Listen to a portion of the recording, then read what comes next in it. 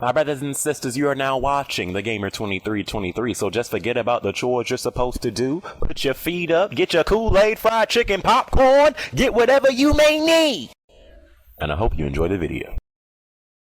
You know, being a gamer, most likely you've played your fair share amount of zombie games out there. You know, throughout the years, we've killed countless zombies time and time and time again. What can this game offer to you that you haven't experienced already? You know, now going into this game, when this game was first revealed, I was skeptical yet intrigued at the same time. I was skeptical because, let's be honest, it's coming from Techland. And you know, what they did with Dead Island, I feel that was one of the biggest lies last year because that game did not turn out how I thought it would turn out, you know. And I was intrigued because I was seeing stuff in a game like this that I've never seen before, you know, as far as the parkour gameplay, you know, especially the nighttime gameplay. I was like, okay, so they're trying some new stuff in this game. And that's why I was, you know, that's what captured my interest. As long as I see you're trying something new in games like this that, you know, that have been done time and time and time again, I'm going to, you know, give it a shot. So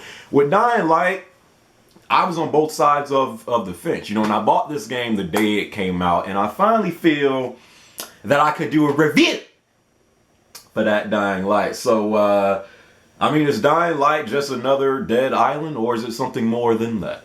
Let's get into it. Is Dying Light worth the 60 pounds?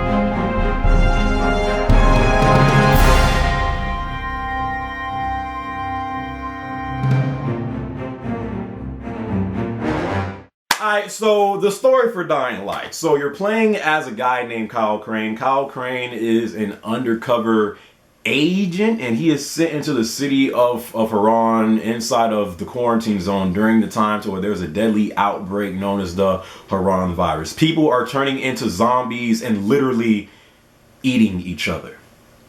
I know, it's crazy, right? You know, so literally, I kid you not, the second Kyle Crane's feet hits the floor, this dude gets bit. Like, I kid you not, literally the second, almost instantly when he hit the floor, a zombie ran up on this dude and bit him in the arm. And I'm like, well, that didn't take long at all, you know. So he's immediately bit, and you know, they're trying to find, you know, a cure, you know, for this virus. But his main mission, the reason why he was sent into the city of Haran, is to find a guy known as Rice. And apparently he has this file, you know, that can really change, you know, the outcome of the future of Haran and the world. So that's really what the core of the story is about, without going too much into detail. You know, there are some twists and turns that you would expect. Like, even before I started playing this game, I'm like, you know what?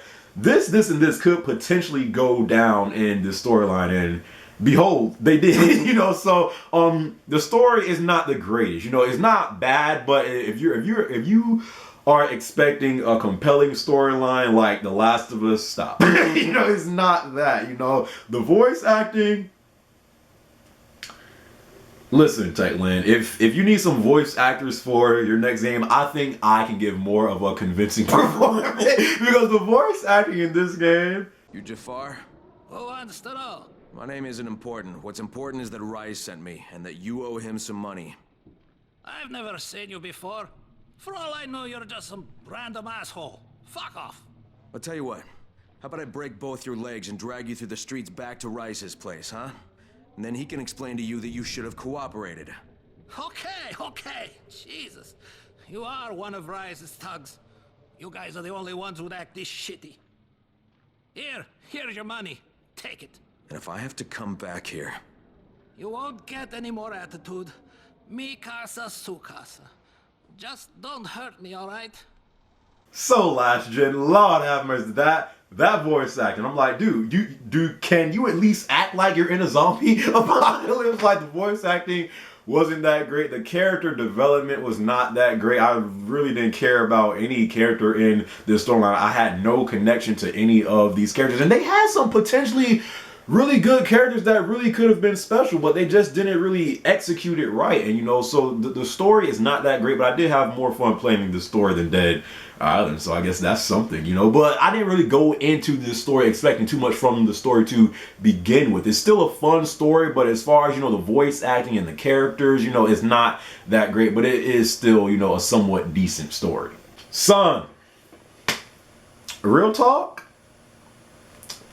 the gameplay in Dying Light, to me, is what turned this game from an average game to a great game. Like, if the story was just the way it was and the gameplay was like another Dead Island, I would have told you straight up, stay away from this game, okay? Do not let Techland, the bastards known as Techland, get you twice with Dead Island and now Dying Light. But the gameplay in Dying Light, to me, is what really makes this game a great game. This has hands down been one of the most enjoyable experiences that I've had thus far since Next Gen started. As far as playing a game and actually having fun playing the game, I loved playing this game. This game is really, you know, it offers a great time. You know, as far as the parkour gameplay, I like it. You know, it fits in well with the game. It's not as fluid as I would have hoped for. It's not like Mirror's Edge, but to try this out for the first time in a game like this, it does work well, you know, but there are some room for improvements in that department. As far as the environments, you really feel like you're in a zombie apocalypse, going on the highway and seeing all these abandoned cars, you know, and zombies, you know, just everywhere, collapsed buildings, nature growing inside of these buildings. You really get the sense like, son, I'm in a zombie apocalypse, right? You know, so I love the environments in this game. As far as the free roaming, the exploring, I love that. You know, you can always break free, you know, from what you're doing, you know, from what you're doing at the current time, and just, you know, explore, you know, go into these buildings and find items, you know, to craft new weapons or new, new blueprints and stuff like that. So I just love the exploring, the free roaming, the environments, the gameplay. One thing I did take for granted is those daytime zombies. Like, when I first started playing the game, and I'm like, okay, so this really during the daytime, there's really no threat. It's just when it gets to nighttime, that's when you have to watch your cheeks. No, you really, them zombies during the daytime, they let you know real quick, hey, just because we can't run like they do at nighttime, we still can take your cheeks. And one thing I think I noticed in this game, you can't choose the difficulty of this game. You just, you know, they just throw you into the game and you have to adapt to it, you know, from trial and error. Because you do die in this game. I've died countless times in this game, and it's like a trial and error. You know, you start to learn, you know, how to take on each situation in this game, you know. So I just love that about, you know, the side quests. I mean, dude, I can't tell you how many times, like, I'm like, son, I need to start doing like the main missions, but you're always doing these side quests and it throws you off. I mean, it's not like Skyrim to where it's like so many side quests to do, so it's like, bro, I can't touch the story. But they give you a good amount of side quests in this game, and you know, once you do a few, then some more pop up. So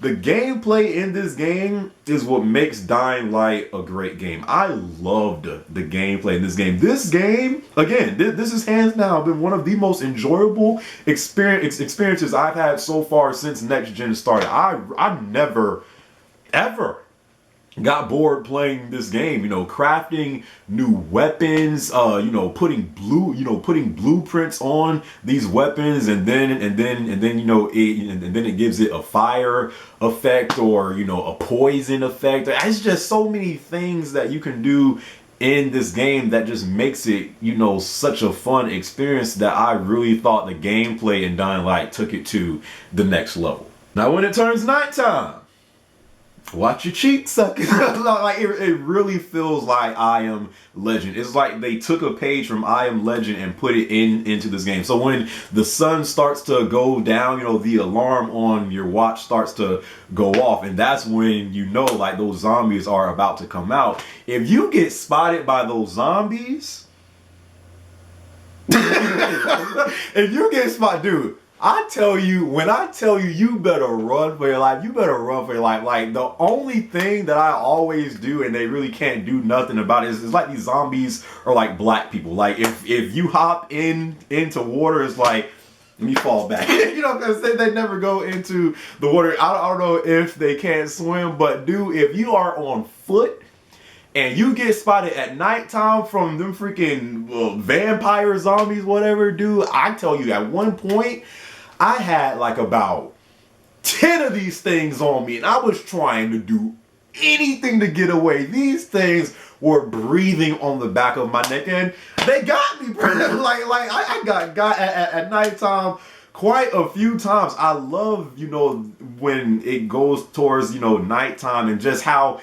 intense it feels. Things slow down and you have to play more stealthy, because if you get spotted, it's no joke, dude. Like, good night, good luck, suckers. So I love the nighttime aspect. Just the gameplay overall in Dying Light is what makes this game such a great game to play. And even if you get tired of playing by yourself, sucker, guess what? There's co-op, and even the co-op is fun. So, you know, if you get tired of just playing alone, bam, hop on co-op, and I think it's four people total, so it's you and 3 of your friends, you know, and you know, if your friends know what they're doing, then you can really have some fun playing co-op. You know, do daytime missions or do nighttime missions. They offer, you know, a good variety of missions to do. The co-op is really fun. I had a blast playing the co-op in this game, and I really think the co-op, you know, was a great addition to the game, because I think for a game like this, it was almost screening for co-op, and they put it in the game and it works well. So even the co-op is good.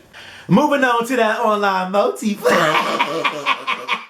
I haven't played too much of it, you know. From what I have played of the online so far, I've played like maybe 5 or 6 games, and it's called Be the Zombie, and you can either be the zombie or be the people that's trying to, you know, escape the zombie. I mean, it is fun playing. I have more fun, you know, being the zombie, because you really feel like you're Spider-Man. Like, you're literally just like swinging from rooftop to rooftop and you know, trying to kill the humans, you know. So it is fun. I do hope they do some more with the multiplayer, because it does have potential. Like, I hope this is not one of the things like Watch Dogs, to where I thought the Watch Dogs Online had a lot more potential than what they did with it. And I think Dying Light, if they add, you know, some more game modes in it, this multiplayer can be really good. But I haven't played too much of it yet. But from what I have played, I have had a fun time playing the game. But if they were to add some more game types in it, then I really think that I can get into the multiplayer. So, with everything that I just said about Dying Light, now you're asking yourself, you can, my brother. So are you telling me that should I go out and purchase this game for the 60 bones?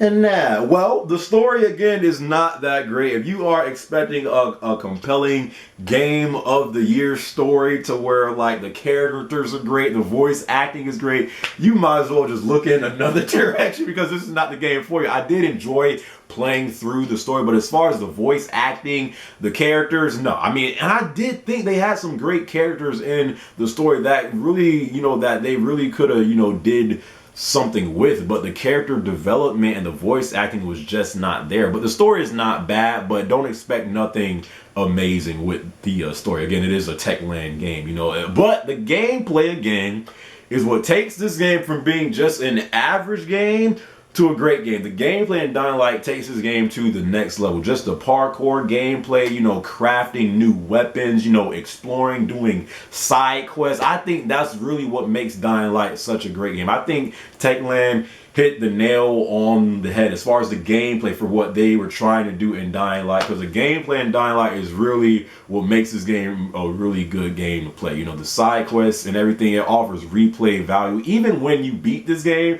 there's still a lot of stuff to do. You know, trying to get all of your skills up, you know, trying to do all these side quests. There is definitely replay value in this game, and that's important, you know, when when you're buying a game for $60+. You know, the co-op is fun. It's always fun playing co-op with your friends and destroying zombies. I mean, what's not fun about that? The online multiplayer, even though I think there is potential and they can do more with it, it's still fun, you know, but I hope they do more with it. So I don't regret buying Dying Light at all. I think out of all the games I've purchased so far this gen, this has been one of the very few games that I don't regret buying, because I really feel like I got my money's worth in this game. And there's a lot of stuff to do, and the most important thing, it's fun. It's simply a fun game to play. We always, you know, try to critique all these games, but really what it comes down to is the game fun? Are you having a fun time playing the game? And I can definitely say for Dying Light, you do have fun playing this game. If you are thinking about buying this game,